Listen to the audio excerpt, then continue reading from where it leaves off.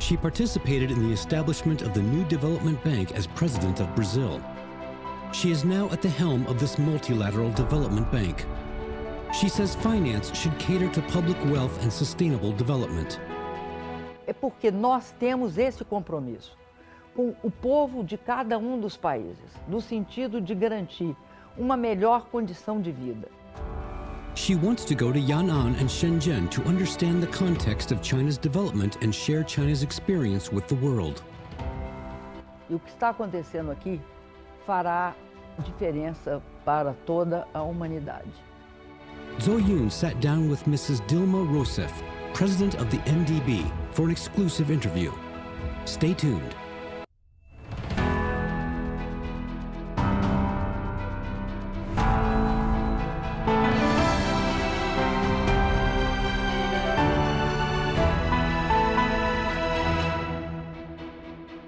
Hello and welcome to Leaders Talk, where we meet leaders, thinkers, and trailblazers. I'm Zhou Yun. Today, here we are in headquarters of New Development Bank located in Shanghai, and we're here to interview Madame Dilma Rousseff, President of the New Development Bank. What is her plan to lead the bank in building a more diverse and sustainable growth? How does she see the dollar hegemony and why it is important to have a new channel of funding and clearance to developing countries and the global south? Today, we're going to find those answers from an interview with Madame Rousseff, President of the New Development Bank. 罗塞夫行长您好，非常感谢您接受高端访谈的专访。这段时间在新开发银行履职顺利吗？您在上海工作生活感觉又怎么样呢？ Eu acredito que Xangai é uma das cidades, do ponto de vista pessoal, muito boas de se viver, porque é uma cidade cheia de árvores, de flores e tem um maravilhoso band que a gente pode andar de bicicleta. 前段时间，卢拉总统访华，他第一站呢就来到了上海，来到了新开发银行，为的是参加您的就职仪式。那一天对您来说是不是也是意义非凡啊？您看，一方面呢是履新职，另一方面是在新的平台见到了远道而来的老朋友。Na verdade, a presença do presidente Lula aqui em Xangai evidencia a importância que o governo brasileiro atribui ao Banco dos BRICS, ao NDB. Porque era uma ex-presidenta do Brasil que estava assumindo a condição de presidenta do Banco de Desenvolvimento dos BRICS, né, o NDB. A gente chama Banco de Desenvolvimento dos BRICS, mas hoje o banco é muito mais que apenas os países fundadores, né? Nós já temos mais 3 países, além do Brasil, Rússia, China, Índia e África do Sul, que são Bangladesh, Emirados Árabes Unidos e o Egito. E pretendemos nesse próximo ano e nos próximos anos, termos mais membros também integrando, membros do Sul Global integrando o nosso banco.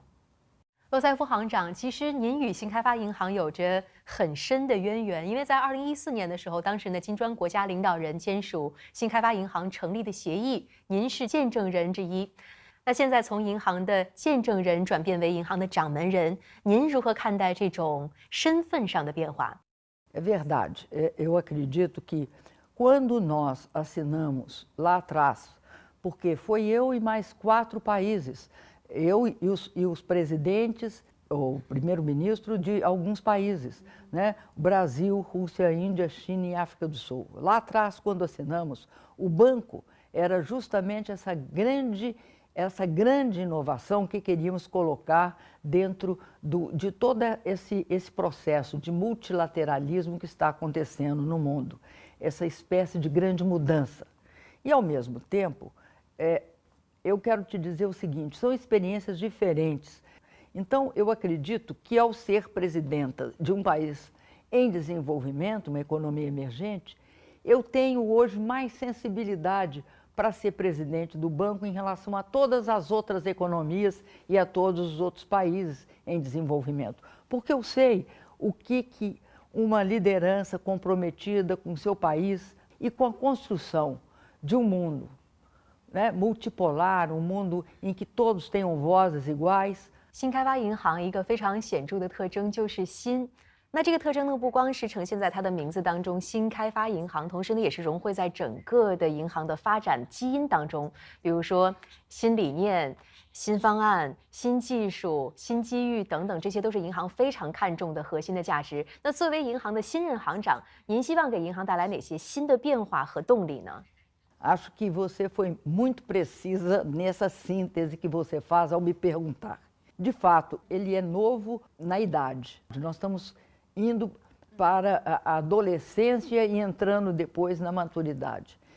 Mas esse banco ele tem uma característica que eu acho que é única, que é justamente ser focado em alguns problemas que só os países do sul global, que não têm acesso a tanto crédito, ao mercado de capitais, a sua moeda própria nunca foi conversível.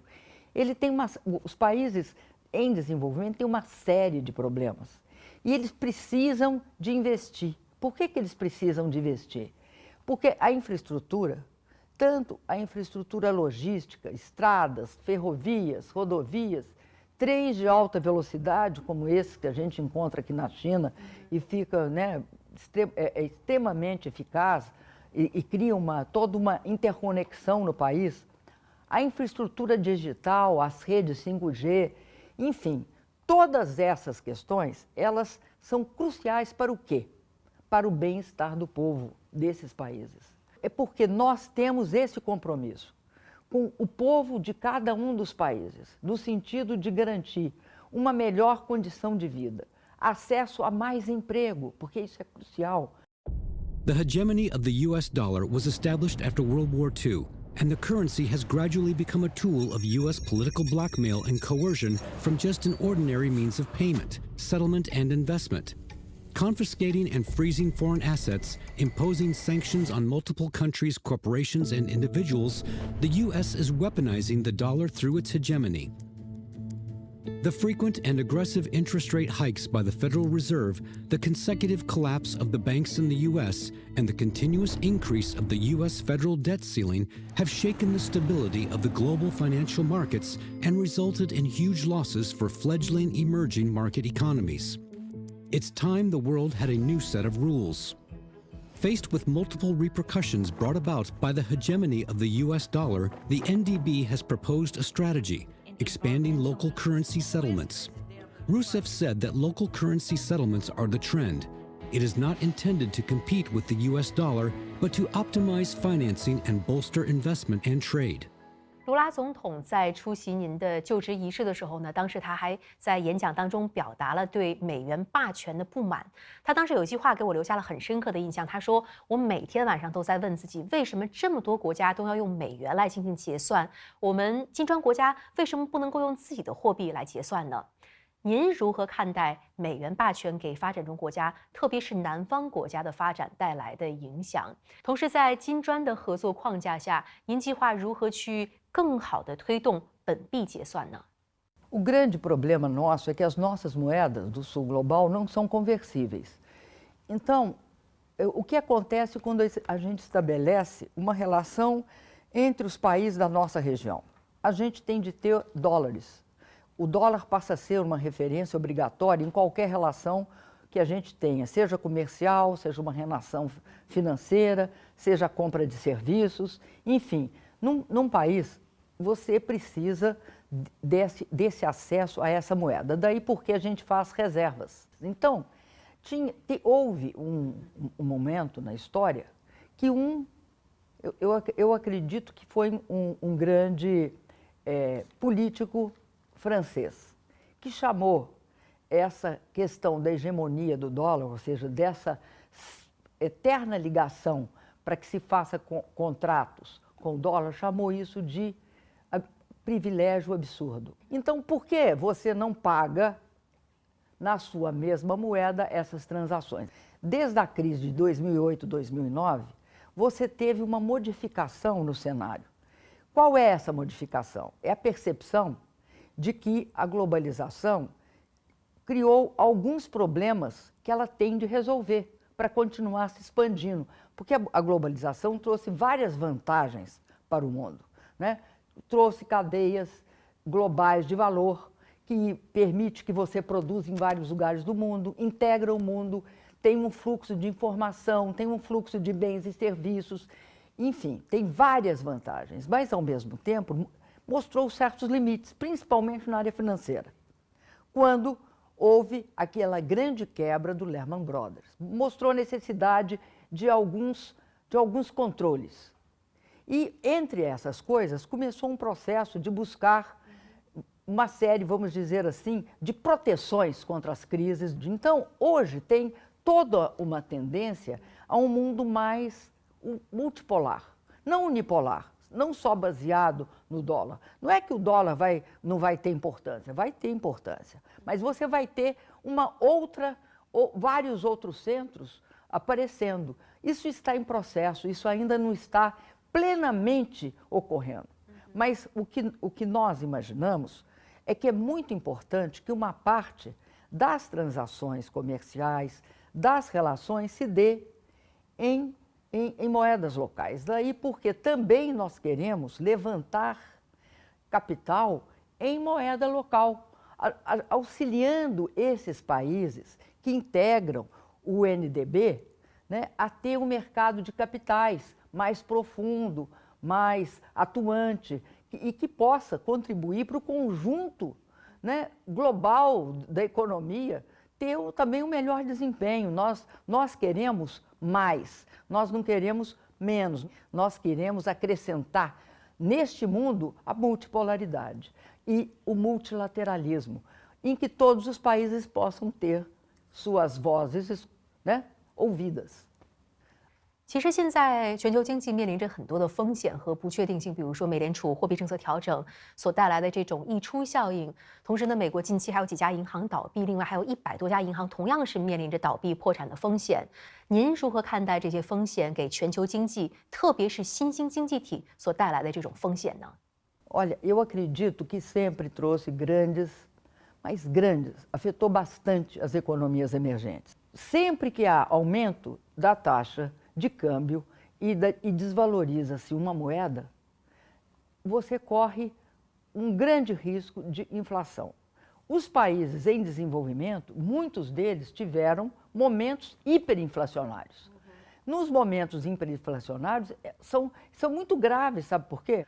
Você não sabe qual é o valor da moeda, da sua moeda. Você não sabe quanto vai custar amanhã o produto mais básico, o pão. Você não vai saber quanto vai custar nenhum dos produtos que você precisa para poder sobreviver. Então, o que isso criou nos países em desenvolvimento foi muito grave, mas hoje até os países desenvolvidos passam por consequências graves. O que nós vimos? Nós vimos a crise do SVB, do banco SVB.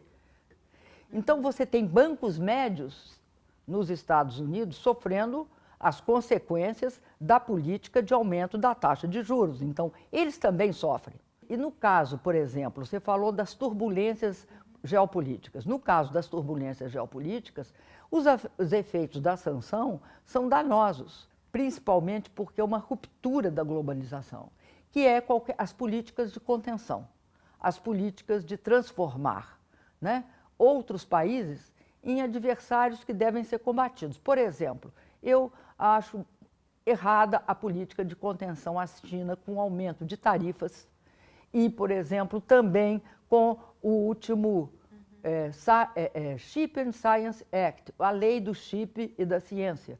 É algo que a única coisa que resulta é na ruptura de cadeias produtivas globais, que não é do interesse de ninguém. Isso não resulta em benefícios gerais para as economias do mundo. E também acredito que não vai resultar em efeitos efetivos contra a economia chinesa. Então, se torna uma situação que não é boa para nenhum lado. Não há aí uma política de ganha-ganha, há só perda. 您在最近的一个演讲当中提到了一些国家对于中国的遏制是现在全球面临的最大的风险之一。为什么会这么说呢？ Porque, sem dúvida nenhuma, você tem hoje um fato inequívoco, né? Que é o crescimento da China, esse desenvolvimento extraordinário da China, que em 40 anos passa de um país muito pobre, para uma economia, a segunda economia do mundo. Eu não acredito que tentativas que eles chamam, né, de reshoring ou friendshoring, que é uma espécie de trazer para dentro de uma área a produção. Ou seja, não acredito que isso seja possível nessa proporção e nessa quantidade. Então, eu acredito que faz muito mal para o mundo, porque diminui o quê? Diminui os recursos que o mundo tem para se expandir, para que todos tenham uma política de desenvolvimento em paz. Eu acho que isso não contribui com a paz, porque é uma espécie de armar as políticas econômicas. Em vez de você usar arma, você usa medidas, né, que se transformam em armas em situação de paz. Medidas de sanção eu acho muito graves.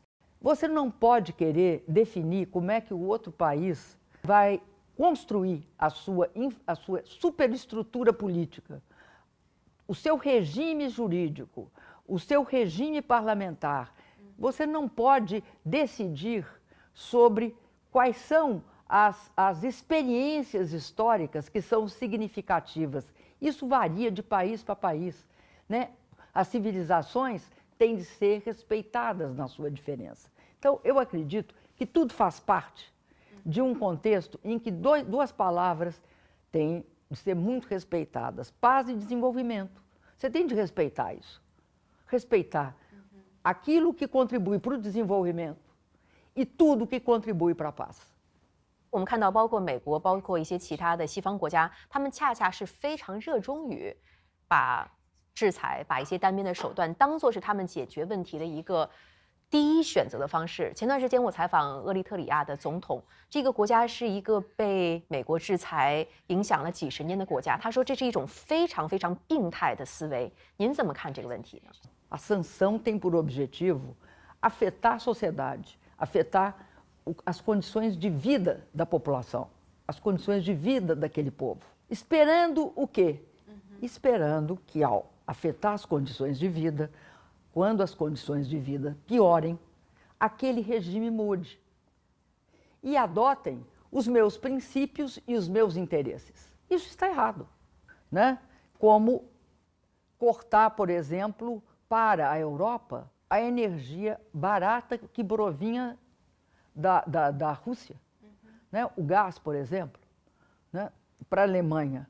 Para a Alemanha isso é bastante complicado, não sei, eu não vou dizer aqui que eles não superem, mas que provoca um grande prejuízo à economia alemã, provoca. Por quê? Porque o gás é utilizado tanto como combustível como matéria-prima, na indústria química, por exemplo. E a indústria química alemã era uma indústria ultra competitiva no mundo. Então perde competitividade. Então você tem efeitos que são bastante nocivos, né? De fato, acho que sanção é uma forma diferente de guerra. Containment, sanctions, entity list, imposition of tariffs, setting up small circles. The international community, which was supposed to advocate win-win cooperation, is now shrouded in the shadow of Cold War thinking once again under the instigation of the U.S. Should countries develop or take sides? Developing countries and emerging economies are providing their own answers. The NDB has been continuously expanding its membership, with Bangladesh, the United Arab Emirates, and Egypt joining as new member countries since 2021. Recently, Saudi Arabia has also indicated its intention to join the NDB's circle of friends. On the collaborative platform of the NDB, countries not only share successful experiences, but also enjoy equal status. By supporting infrastructure construction and sustainable development projects, the NDB is dedicated to helping member countries achieve sustainable development goals, particularly in eliminating poverty and hunger. It not only brings tangible benefits to the people in borrowing countries, but also provides new ideas for cooperation and development to the world. 当今的世界呢，是站在了又一个十字路口，面临100年未有之大变局。在这样的一个语境下，您如何理解习近平主席所提出的全球发展倡议、全球安全倡议以及全球文明倡议对于推动全球和平与发展方面所做出的积极贡献呢？ Eu gosto muito de uma proposta do presidente Xi Jinping, que é a construção de uma comunidade de futuro comum compartilhado por toda a humanidade. Nesse sentido, eu acredito que tem aí um conceito duplo. Um conceito de paz, né, de respeito à paz, à não agressão, à não violação de um país, né? É uma comunidade em comum, naquela que você compartilha a prosperidade, que você compartilha o desenvolvimento. Então, acho as iniciativas propostas pelo presidente Xi muito interessantes e acho que elas vão contribuir muito no sentido tanto do desenvolvimento quanto da paz. E acho que o mundo está precisando disso neste momento. Precisa disso como uma forma de construir uma alternativa mostrando que outro mundo é possível. E não só esse de conflitos geopolíticos, né, em que você também tenta conter, que você tenta usar também a sua legislação fora do seu país, que também eu não concordo. Né? Você usa a lei do seu país como tendo de ser válida em outros países, o que é algo absolutamente contrário a toda a experiência histórica do mundo. Cada país produz os seus mecanismos e aprende com os outros, mas não pode ser por imposição. 您与习主席有过多次的会面，在您的印象当中，习主席是一位怎样的领导人呢？ Olha, eu tenho uma grande consideração pelo presidente Xi Jinping e acredito que ele é um grande líder. E acho que ele é uma pessoa que é a pessoa certa, na hora certa, no lugar certo. Acho por isso que terá, sem dúvida nenhuma, tudo indica um grande papel histórico nesse momento que nós vivemos, nessa circunstância que nós estamos vivendo. E acho que a China tem um líder absolutamente adequado para o seu desafio, seu próprio desafio, um grande líder. 去年在金砖国家领导人峰会上通过并且发表了金砖国家领导人第14次会晤北京宣言。在这份宣言当中呢，89次提到了发展，105次提到了合作，而且习主席还在他的讲话中提到，金砖国家不是封闭的俱乐部，也不是排外的小圈子，而是守望相助的大家庭，是合作共赢的好伙伴。您如何理解习主席的这番话？同时，您认为金砖国家的这种合作的魅力究竟在哪儿呢？ Olha, eu concordo totalmente, até porque, inclusive, nós estamos aqui no NDB buscando ampliar as nossas parcerias com outros países em desenvolvimento e países em economias emergentes. Eu acredito que o mundo pode compartilhar experiências. Nós não somos um banco só, nós somos uma plataforma de cooperação. Então, eu queria, por exemplo, mencionar um fato histórico. No Brasil, no meu período e no período do presidente Lula, nos nossos primeiros governos, nós tiramos 36 milhões de pessoas da miséria extrema. Então, eu sei, isso é a dimensão do meu país, nós temos 213 milhões de pessoas. Eu sei perfeitamente a dificuldade imensa que é tirar 36 milhões de pessoas da miséria extrema. Porém, eu acho que é um fato histórico para a humanidade ter tirado 800 milhões de pessoas da miséria, ou seja, da pobreza absoluta aqui na China. E vocês têm aqui também um instrumento único, né? Que é o Partido Comunista Chinês, porque é um país que teve esse imenso esforço no sentido de tirar 800 milhões em 2021, até 2021. Então, essa é uma parte que eu acredito que tem de ser compartilhada, porque outra coisa que os países BRICS têm de fazer, compartilhar experiências bem-sucedidas. Cada país constrói o seu, mas uma coisa existe. Aquilo que dá para a gente copiar porque achou melhor, copiemos. 您在很年轻的时候就踏入政坛，这一路上呢，经历过很多的高光时刻，但同时也有低谷。而且其实您个人的生活也是经历了各种的跌宕起伏，而且还战胜了癌症。我听您的同事说，今年您77岁，但是在新开发银行每天雷厉风行啊，非常充满激情的工作10几个小时。所以我特别好奇，就是您的这种源源不断的动力，您的这种坚韧，它的源泉是来自于哪儿呢？ Só tem uma coisa que ajuda você na vida a ter força com qualquer idade: suas convicções, aquilo que você acredita. Se você fizer aquilo que você acredita, é importante também você acreditar em uma coisa para além de você mesma. Eu sempre acreditei que o meu país um dia ia mudar, ia virar um grande país, não ia ter desigualdade, que a gente seria uma sociedade mais justa, mais igualitária, e lutei por isso toda a minha vida.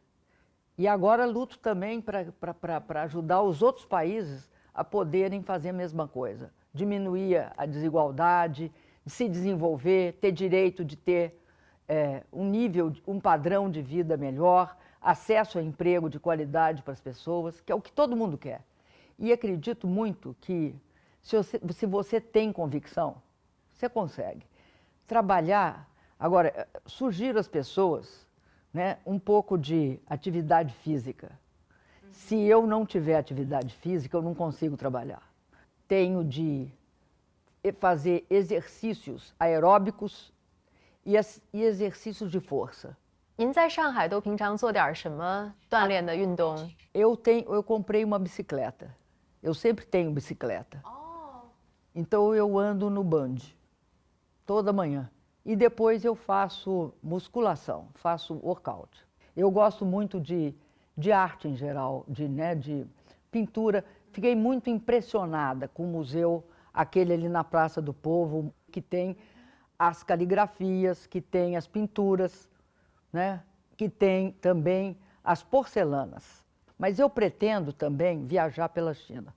Nas minhas horas que eu não tenha de trabalhar, né, nos fins de semana ou em algum feriado mais longo, eu vou querer viajar pela China. Eu quero conhecer a China.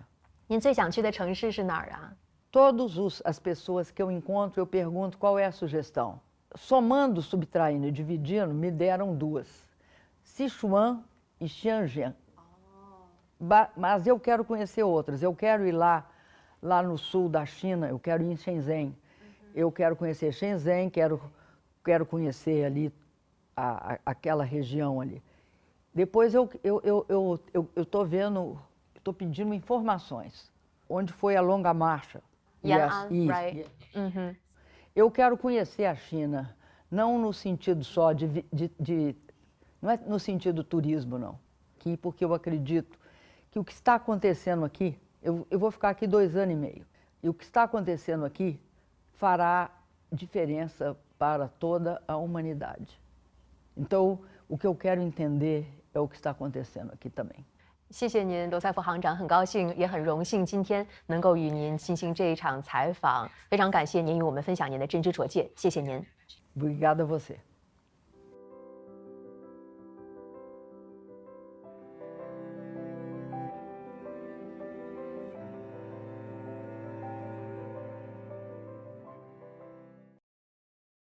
During the interview, President Rousseff has emphasized many times the idea of sustainable development and inclusive growth.